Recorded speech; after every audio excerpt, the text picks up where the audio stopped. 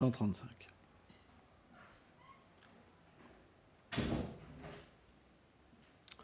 Om Namo Bhagavate Vasudevaya.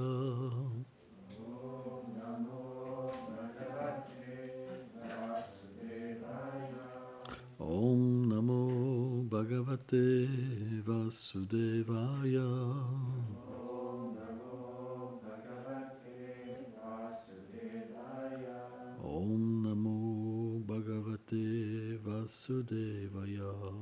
Om Namo Bhagavate Vasudevaya. Tatastim Bhattaram Hime Taste Bhratahime Brahmachanam Patayo Navam Janam Patayona Ayachan Vyaktam Avyaktam Purusham Shum Samamitam.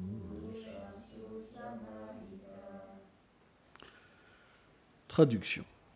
Cher Narada, par la suite, ayant concentré leur mental avec une dévotion et une concentration intense, ces frères qui sont les tiens, les 9 Prajapati, l'adorèrent, le suprême, qui est immanent autant que transcendant.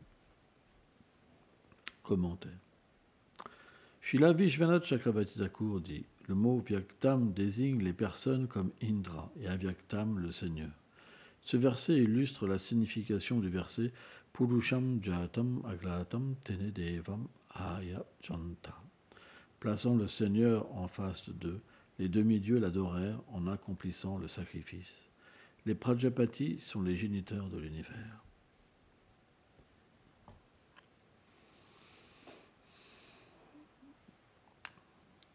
Om Agyanati Milandasya Ganam Shalam Shadakaya Shakshur Meditam Jena Tasme Shikulave Nama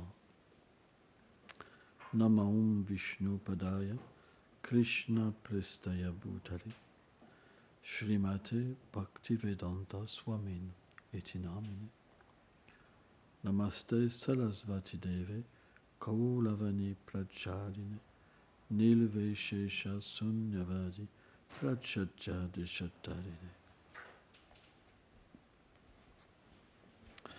Ils l'adorèrent.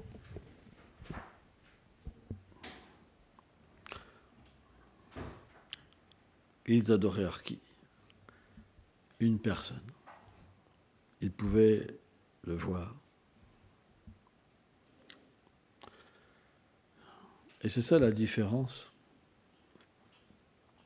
entre une méditation inventée et une méditation réaliste, réalisée. Lorsque on obtient la possibilité par la grâce de Krishna de pouvoir avoir une révélation sur sa forme ou sur ses habits ou sur ses associés, alors on peut comprendre qu'est-ce que c'est en fait l'adoration.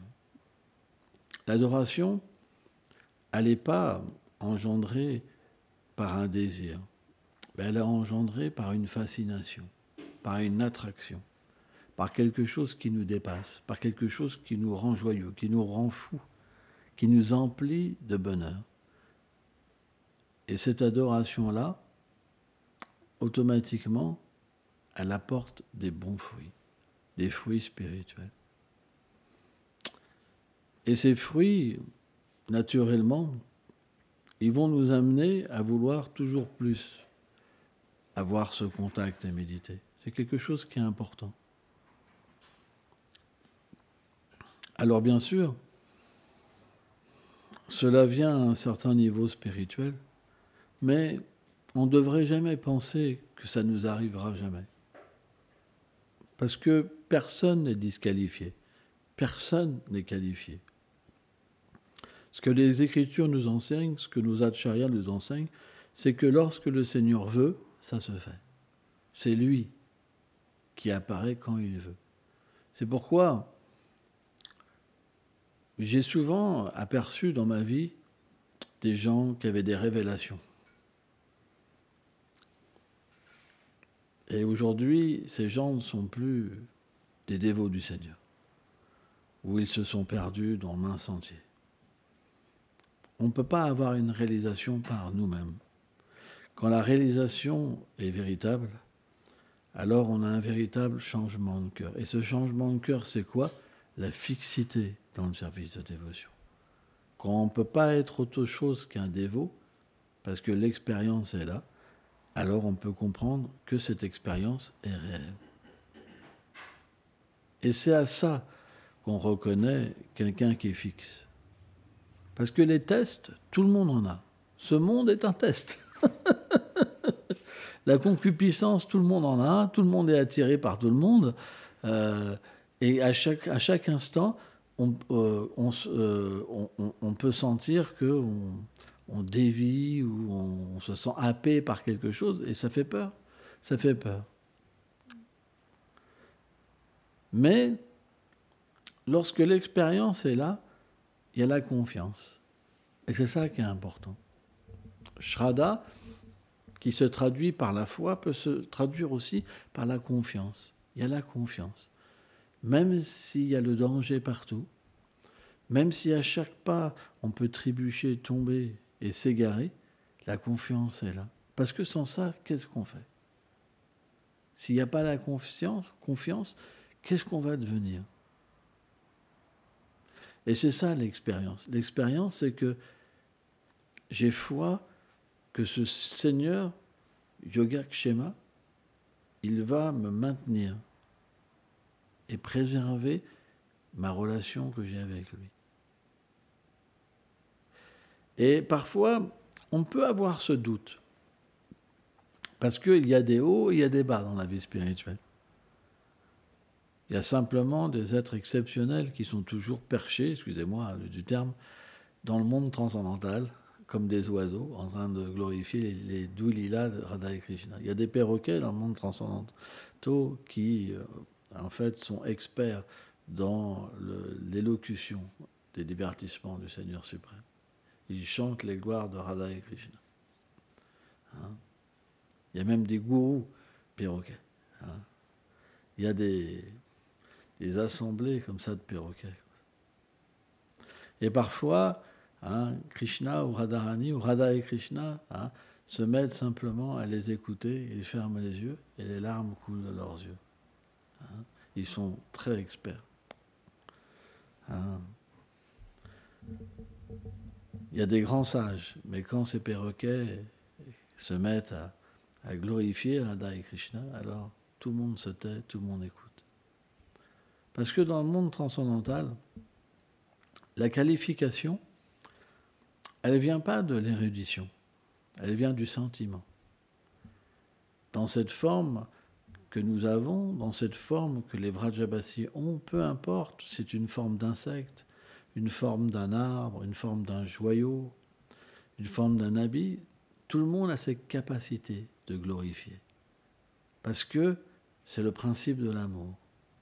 C'est pourquoi le monde transcendantal, quand il est perçu un tout petit peu, même un tout petit peu, on peut toujours s'en rappeler.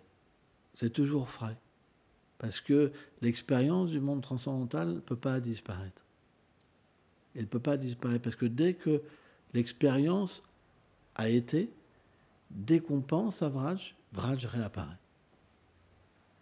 C'est ça la véritable expérience. Quand la véritable expérience a eu une fois, elle peut toujours revenir.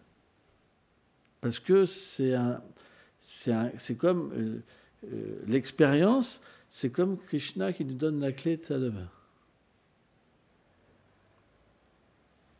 Quand le véritable sentiment transcendantal est expérimenté, alors il peut toujours être expérimenté par le souvenir. C'est pourquoi un Vaishnav, dès qu'il pense à Vraj, il peut expliquer Vraj. C'est comme un livre qui peut se dérouler.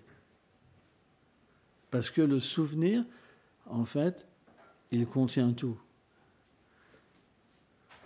Et ça, c'est très difficile à comprendre pour quelqu'un qui n'a pas eu l'expérience. Quand la véritable expérience de Prem est présente par le fait que Krishna s'est même révélé une seule fois, alors le dévot, il peut toujours se plonger dans le souvenir. Mais ce souvenir, c'est pas mécanique. C'est pas qu'on peut se plonger par nous-mêmes dans le souvenir. Il y a toujours quand même la miséricorde de Krishna, l'aval de Krishna.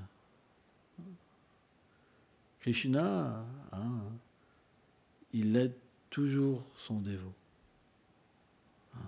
Ce monde est un monde obscur, un monde où la lumière ne traverse pas. Mais Krishna, dans le cœur de son dévot, il met toujours sa propre radiance et sa lumière.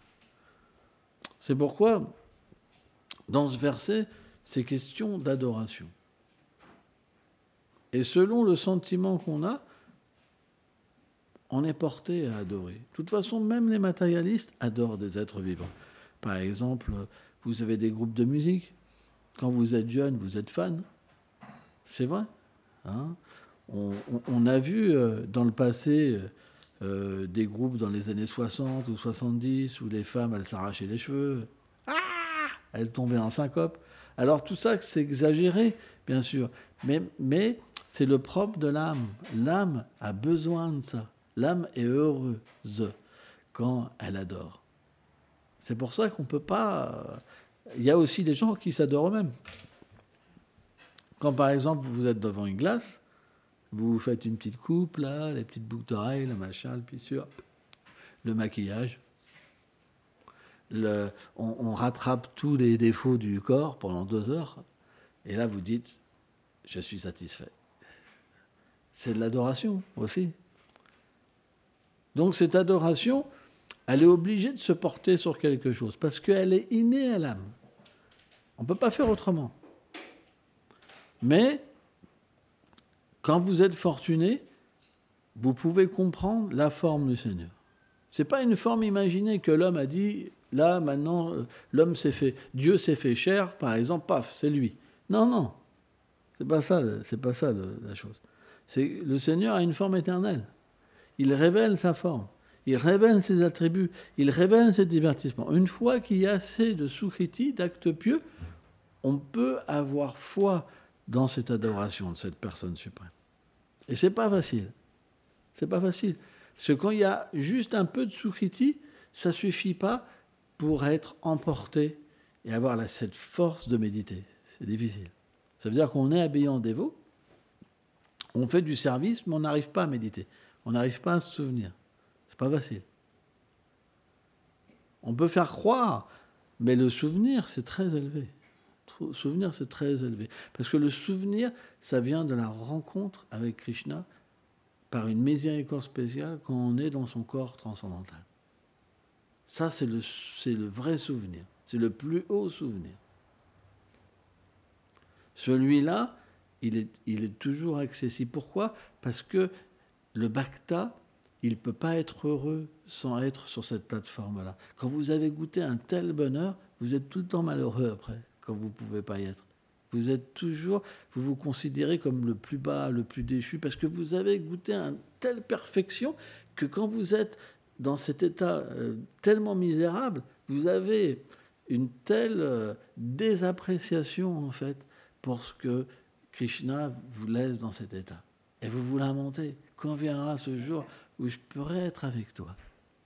Quand viendra ce jour où je pourrai simplement avoir tes pieds dans mes mains, et avec mes larmes, je pourrai laver tes pieds. Alors, je sentirai dans mon cœur l'amour que tu portes à ta bien-aimée, et je masserai ses pieds. Mes larmes seront comme de l'huile, et je masserai tes pieds. Et en fait, sous les signes, sous tes pieds, je ferai simplement des pressures pour activer des sentiments. C'est ça un bhakta. C'est ça c'est ça son rêve. Et c'est sa réalité en même temps. Parce que dès qu'il y pense, il est projeté dans cette réalité. C'est ça qu'on veut. Notre vie, elle devrait être basée sur le désir d'avoir cette possibilité. Et tant que ça apparaît pas, on souffre. On souffre parce que notre désir est mal porté. Je vois, moi, parfois des dévots qui viennent dans ma chambre pleurer ou être détruits. Mais pourquoi? C'est parce que ils n'ont pas encore cette possibilité de s'échapper à cette souffrance. Il n'y a pas le choix. Lorsqu'on médite sur ce monde, on médite sur un monde de ténèbres, sur un monde d'oubli. C'est pourquoi on doit étudier. On doit emplir notre intelligence de l'étude, si on ne peut pas se souvenir. Parce que les écritures comme le Srimad Bhagavatam et la Bhagavad Gita ne sont pas différentes de Krishna. Et donc, lorsqu'on lit et qu'on étudie, automatiquement, on s'associe. Et cette association, ça fait du bien. Vous avez jamais remarqué, quand ça ne va pas, vous commencez à lire et tout s'éclaire. Tout s'éclaire, c'est magique. Mais souvent, on a cette expérience quand tout va mal. Et quand tout va bien, on n'a pas cette même approche. Parce que on étudie, soit parce qu'on a eu un commandement du maître spirituel. Le maître spirituel nous a dit il faut étudier tous les jours, par exemple. Et on va lire, en fait, sans avoir la bonne attitude. Mais, dans les moments qui vont mal, et qu'on est vraiment dans une phase où on n'est même pas sûr de rester un dévot. C'est des fois, l'énergie matérielle est tellement dure avec les êtres qui veulent se libérer de son emprise. Elle est tellement difficile qu'elle nous fait souffrir. Et là, lorsqu'on lit... Moi, je me rappelle d'un jour, la première fois que j'ai vendu des livres, j'étais parti avec un dévot et il m'avait mis sur un parking, tout seul, débrouille-toi. Et moi, j'étais plein d'enthousiasme. Je voulais délivrer la terre entière. Mais personne ne prenait. Tout le monde m'envoyait balader. Et je me suis retrouvé assis à pleurer, quoi. Parce que j'étais détruit. Je me dis, mais ils veulent même pas de la miséricorde, tu vois. Et j'avais le nectar de l'instruction, l'Upadeshamrita. Et c'était mon livre préféré à cette époque-là.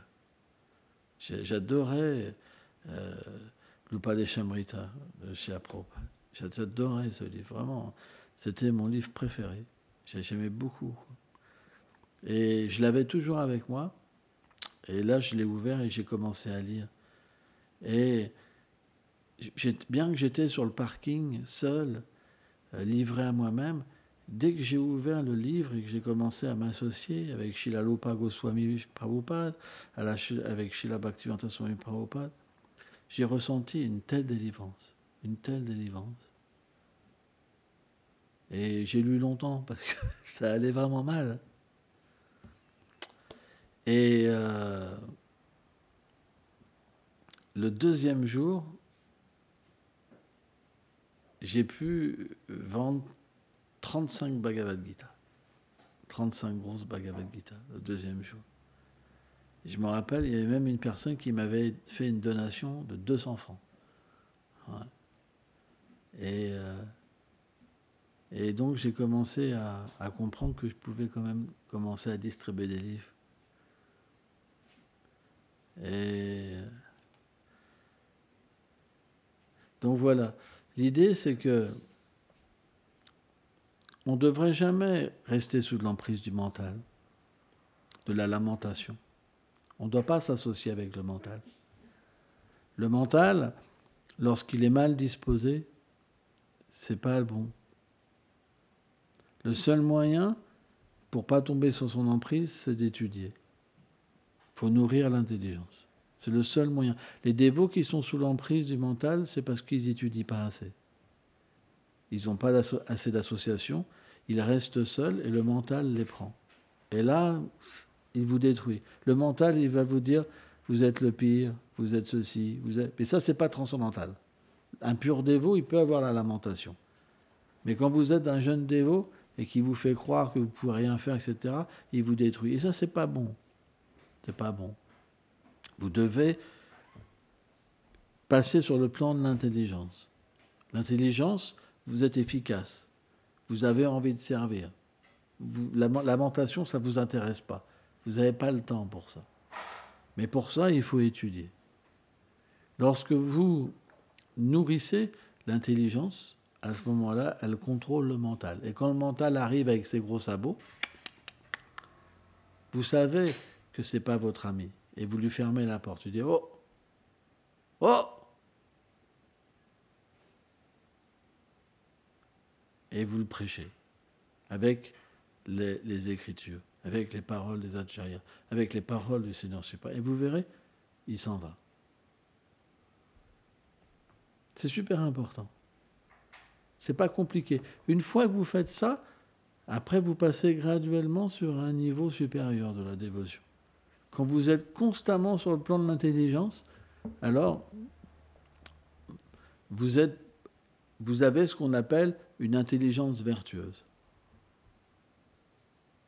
Et là, votre vie, elle est toujours fixée dans la dévotion, sur le Seigneur suprême. Et c'est beaucoup plus agréable, parce que vous allez voir les effets de la concupiscence diminuer, les effets de la colère diminuer, de l'avidité. Tout va commencer à s'endormir. Et vous allez commencer à vous ouvrir à un bonheur, à l'humilité. Vous allez ressentir des qualités qui vont venir de votre cœur que vous ne connaissiez pas avant. Ça, c'est là quand la plateforme Nishta commence à arriver. Et puis, vous commencez à entrer en vous-même. Et vous sentez qu'on vous observe et vous pouvez aussi observer grâce à cette observation. Donc, vous commencez à vous détacher, en fait, de l'action.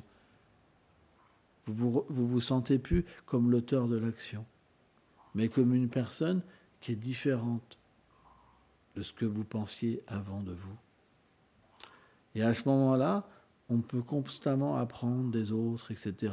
Et c'est pour ça que c'est vraiment important. Malheureusement, lorsqu'on est sur la plateforme du mental et qu'on est toujours sous la dictée de la concupiscence, de la colère, du sommeil, par exemple, on a l'impression que c'est ça notre existence. Et on est pris dedans parce qu'il n'y a que ça dans notre vie. C'est pour ça qu'il faut étudier. C'est très important l'étude. C'est super important. S'il n'y a pas d'étude, à un moment, on ne comprend plus rien. Beaucoup de dévots délaissent l'étude. Mais on ne reste pas dévot si on n'étudie pas. C'est pas possible. Je ne pose pas la question, par exemple, si tout le monde étudie. Hein. Mais moi, j'avais remarqué, par exemple, quand j'étais plus jeune, que beaucoup de dévots n'étudiaient pas. Beaucoup. Les dévots ne lisaient pas la Bhagavatam, Chittamrita, tous ces livres merveilleux. Et le résultat, c'est que souvent, il y a beaucoup de problèmes, d'incompréhension avec les autres, avec les uns. Parce que si on n'étudie pas, on n'a pas la capacité de comprendre l'environnement. Parce que dans les divertissements qui sont expliqués dans le Srimad Bhagavatam, par exemple, on peut, par exemple, l'histoire de Daksha avec Shiva, etc., tous ces enseignements sont merveilleux parce qu'ils nous permettent de nous situer dans une situation. Tout le Bhagavatam est vraiment pratique. Toutes ces histoires, elles sont pratiques. Et on pense, dans notre folie, on peut penser que j'ai déjà lu, j'ai tout compris, mais non. Dès qu'on relit, on peut naturellement percevoir des choses de plus en plus profondes. Et surtout, on a la possibilité de rencontrer Krishna dans notre vie. C'est pourquoi c'est important l'étude pour nous et aussi pour les autres. Parce que si on étudie, on va être une source d'inspiration. Et les autres vont être aussi une source d'inspiration. Parce que la qualité de la vertu, c'est de voir les qualités chez les autres et pas les défauts. La passion, c'est de voir les fautes. L'ignorance, on ne voit rien. Mais la passion, c'est de voir les fautes chez les autres pour nous glorifier. Mais la vertu, c'est de voir les qualités chez les autres. C'est pour ça, l'étude va nous permettre aussi de changer de conscience. C'est très important. Par exemple, quand un homme est concupiscent, il y a l'attirance pour le sexe opposé. Et donc, deux moyens s'offrent. Soit une personne va dans la débauche sexuelle, à courir après plusieurs femmes, plusieurs hommes, je ne sais pas quoi. Hein. Soit elle se marie et par le mariage contrôle ses pulsions, soit elle renonce, mais si elle a des pulsions, naturellement, il y aura une sorte de souffrance quand même. Et ces souffrances, elles peuvent durcir le cœur. Parce que la seule échappatoire, quand on n'est pas libéré de cette concupiscence et qu'il y a l'attraction, c'est d'être dur envers nous-mêmes et envers ceux qui nous attirent. C'est une réalité. C'est pourquoi ce n'est pas facile. Mais le point, c'est qu'au fur et à mesure qu'on pratique, si on pratique bien avec une bonne attitude et qu'on étudie graduellement, alors les situations qu'on va rencontrer vont changer. On ne va pas rester constamment dans cette bataille intérieure ou dans cette légèreté de laisser cette concupiscence nous dominer. Hein. Le point, on doit avoir foi, c'est que graduellement avec le temps, notre condition intérieure va évoluer. On ne restera pas toute notre vie à se battre. Mais pour ça, il faut bien pratiquer. C'est pas parce que on va pratiquer à un moment dans notre vie correctement et que ça ne va pas forcément porter des fruits tout de suite qu'on doit arrêter. Et c'est ça le piège. C'est que parfois, un dévot, il va bien pratiquer pendant 1 an, 2 ans, 3 ans, 4 ans, 5 ans, et après il se dit, finalement, et c'est cette dilution qui est dangereuse. Parce que on peut revenir à ce qu'on était avant. Il faut comprendre que le Seigneur ne se dévoile pas si facilement. C'est normal. Donc, il faut de la patience. Et il faut de la confiance. Toutes ces qualités sont vraiment importantes. Et à un moment, alors, quand on sait écouter les sadhus et qu'on a foi dans leurs paroles parce qu'ils ont l'expérience, alors cette propre expérience, elle vient en nous. C'est pour ça qu'on a besoin d'exemples. On a besoin d'expérimenter parce que c'est simplement par notre expérience que les autres peuvent expérimenter dans un premier temps. C'est pour ça que Sadhu Sangha est si important. Parce que lorsqu'on a l'expérience, on peut la faire profiter aux autres. Alors bien sûr, au début, quand ils entendent l'expérience, ils ont envie de dormir parce qu'il y a trop d'ignorance, il y a trop de passion. C'est long, ça fait 1 heure qu'ils parlent. Tu vois, c'est... par exemple. Mais si on est bien situé spirituellement et qu'on continue même si les tests sont là, graduellement, l'expérience vient en nous. C'est juste question de temps. Mais cette expérience, c'est pas que le sadhu va vous dire « Tiens, je te la donne ». C'est pas comme ça. Il la donne, mais c'est en fonction qu'on est prêt à la recevoir, qu'on la reçoit. Donc, c'est quelque chose qui est graduel. Hein. Bon, on va s'arrêter là. Hein. Ciao.